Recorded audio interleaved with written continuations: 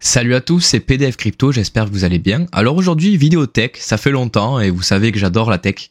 Donc je voulais vous partager la nouvelle mise à jour qu'ils ont fait Opera. Je trouve ça vraiment top parce que ça apporte de nouvelles choses sur les navigateurs. Je le trouve plus ergonomique et on va dire l'utilisation est beaucoup plus sympa. Vous me direz ce que vous en pensez après dans les commentaires à la fin de la vidéo. Mais comme d'habitude, je vais vous présenter tout ça. Allez, c'est parti, on perd pas plus de temps. Let's go.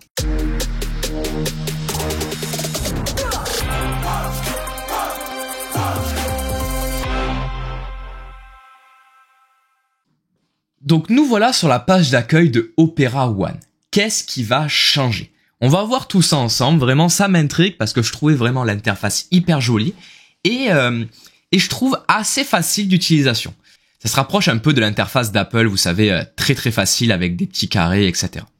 Donc là il va vous expliquer un peu tout, donc il vous explique qu'est-ce que Opera One, donc c'est la dernière version d'Opera qui va permettre donc d'avoir des îlots d'onglets, enfin plein de choses. Et ça sera en fait plus intuitif. On va descendre un petit peu, donc il vous explique la vidéo ici. On va pas regarder la vidéo parce que je vais vous l'expliquer, c'est surtout un trailer.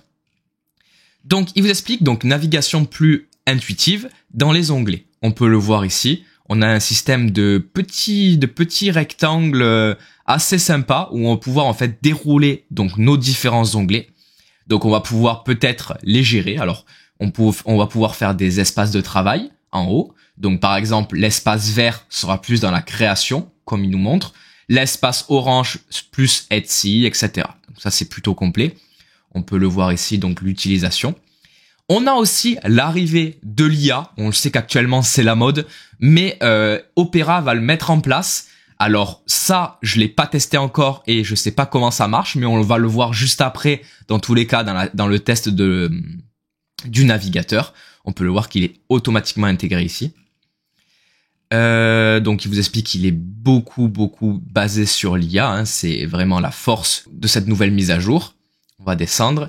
Il vous explique qu'on va pouvoir avoir des nouvelles fonctionnalités, donc un VPN compris gratuit avec un bloqueur de pub, une IA intégrée, un lecteur de musique, donc on va pouvoir écouter nos musiques donc sur Spotify et plein d'autres choses directement dans le navigateur. Et on a aussi une messagerie et toutes les applications un peu réseaux sociaux intégrées dans le navigateur.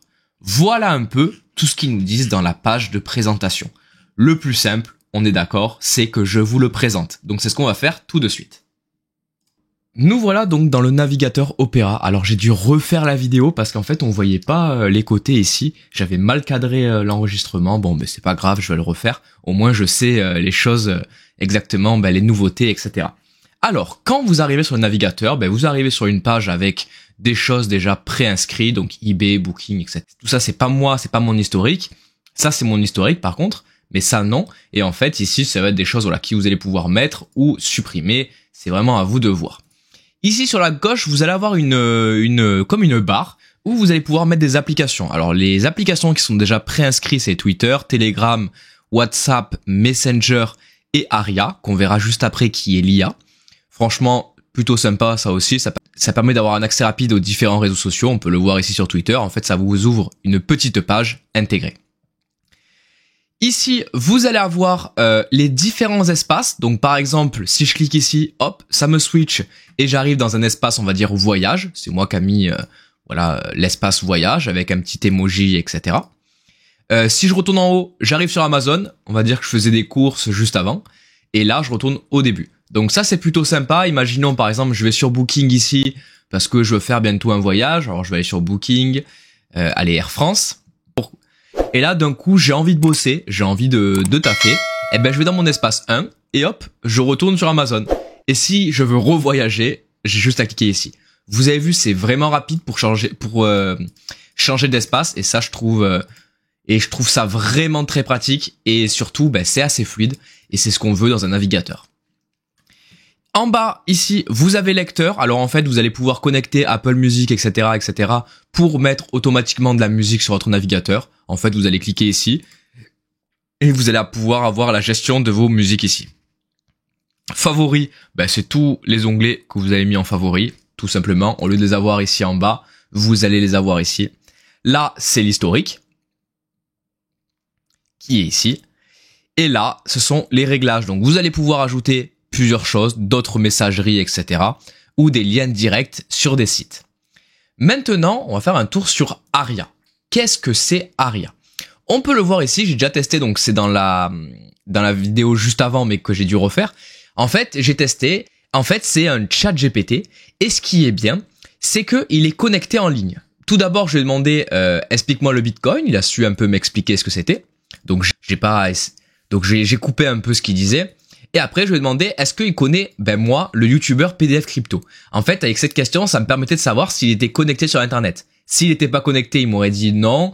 D'ailleurs, j'ai des ressources depuis 2011, 2021, etc. Il aurait dit ça. Et là, on voit qu'il m'a trouvé. Donc franchement, c'est plutôt sympa. Et vous allez voir, c'est plutôt efficace.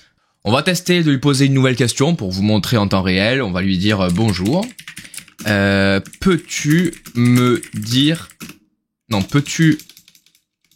m'expliquer ce qu'est le Ethereum? On va mettre ça. Donc vous allez voir, ça marche plutôt bien. Alors c'est un chouïa plus long, on va dire, que ChatGPT, mais les infos sont aussi bonnes. En plus, comme je disais, il est connecté à Internet, donc franchement, au moins vous allez avoir des actus et des news en temps réel, on va dire, qui est adapté au jour d'aujourd'hui, comparé à ChatGPT qui n'est pas encore connecté à Internet, je crois, et qu'en fait les infos c'est que de 2021. Donc franchement, plutôt intéressant, ça marche très très bien. Donc ça c'est plutôt pratique, ça vous permet en fait d'aller rechercher. Alors hop, je me suis trompé. D'aller rechercher rapidement comme ça, juste en cliquant sur le bouton, on a accès à ChatGPT si on a une question à poser, etc. L'autre chose qui est vraiment bien, je vais faire un exemple avec CoinGecko.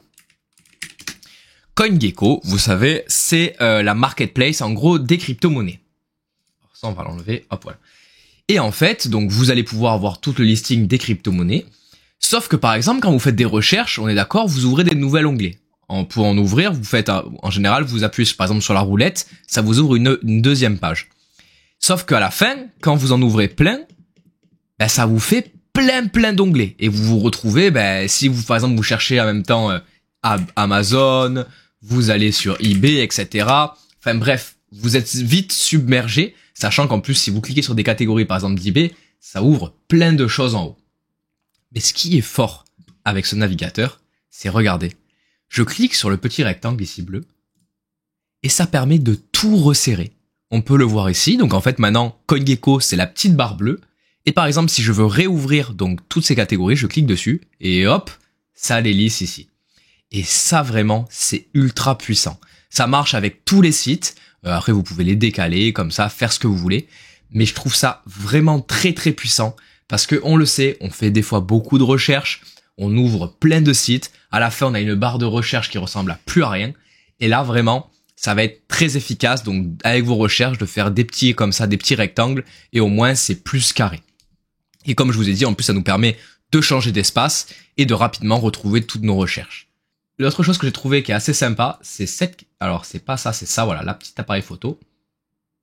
En fait, ça vous permet de prendre une capture d'écran de la page, de l'enregistrer soit sous format PDF, soit sous format JPEG, et de l'envoyer. Par exemple, je veux envoyer ce tableau à quelqu'un. Ce que je fais, je clique sur la photo ici, enfin l'appareil photo, je choisis le cadre, et voilà, j'ai ma photo. Je fais capturer, et voilà, j'ai la photo. Je peux enregistrer l'image, et ça m'arrive après en photo JPEG. Donc ça, c'est aussi très puissant.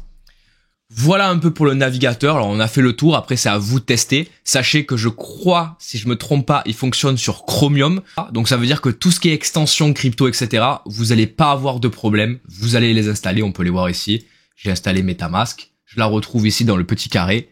MetaMask. Je peux le pinguer pour qu'il soit hop ici. Moi, personnellement, je vais l'essayer parce que je trouve ça vraiment cool. Et je vous dirai dans les prochaines vidéos qu'est-ce que j'en pense, parce qu'en ce moment Sidekick, comme je disais, je sais pas si je l'ai dit dans l'intro vu que j'ai refait la vidéo, mais c'est un navigateur que j'ai présenté, mais je suis un peu déçu, j'ai l'impression qu'il bug, et des fois je suis obligé de repasser sur Brave pour faire certaines actions, et je trouve ça dommage, donc c'est pour ça peut-être qu'Opera va me remplacer Brave et comment ça s'appelle, et Sidekick, donc je vous tiendrai au courant. L'autre chose que j'ai oublié de vous dire aussi, c'est qu'il y a un VPN qui est intégré, il est ici, vous cliquez dessus, vous choisissez votre emplacement et après vous cliquez sur On et ça vous fait un petit VPN gratuit. Ça c'est aussi sympa et il y a aussi un bloqueur de pub qui est intégré. Voilà donc pour ce navigateur, on va passer maintenant à la conclusion. Et voilà, on est déjà à conclusion, j'espère que cette vidéo vous a plu. Moi franchement, c'est un navigateur que je vais essayer, parce que j'aime bien changer les choses et je trouve ça sympa. Surtout que là, j'ai été déçu un peu par Sidekick, que je vous ai déjà présenté. Je trouve qu'il bug actuellement, je sais pas pourquoi. Quand il y a trop de pages ouvertes, on arrive vite à saturation. Et pour les cryptos, c'est assez chiant, surtout quand on fait de la DeFi. Des fois, il y a des sites qui bug. Comme là, il y a pas longtemps, j'ai fait une vidéo sur Polygon et ça buguait. Donc voilà pourquoi je teste en fait de nouveaux navigateurs. Et vu que j'adore toutes les dernières techno et tout au niveau des navigateurs et même la tech en général, je voulais vous le partager. Donc pressez de voir vos retours. Si cette vidéo vous a plu, un petit pouce bleu, un commentaire et un abonnement. Et je vous dis à la prochaine. Ciao tout le monde.